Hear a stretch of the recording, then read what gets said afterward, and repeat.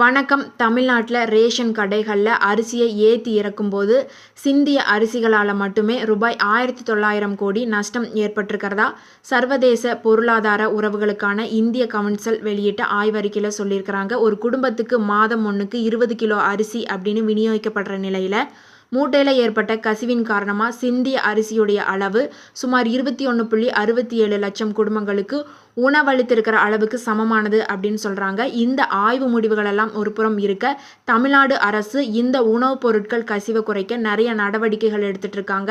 Civil supplier CID சுமார் 42,500 குவார்ட்டல் கடத்தப்பட்ட அரிசியை பறிமுதல் செஞ்சுருக்கிறாங்க. அதோடைய மதிப்பு சுமார் 2.4 கோடி அப்படின்னு அரசு தரப்புலேருந்து சொல்லியிருக்கிறாங்க. அதே போல் ஆதார் அடிப்படையில் குடும்ப அட்டைகளை கொடுத்துட்டு இருக்கிற நிலையில் போலி குடும்ப அட்டை புழக்கங்களை முற்றிலும் தடை பண்ணியிருக்கிறதா தகவல் வெளியாகிருக்குது. நன்றி.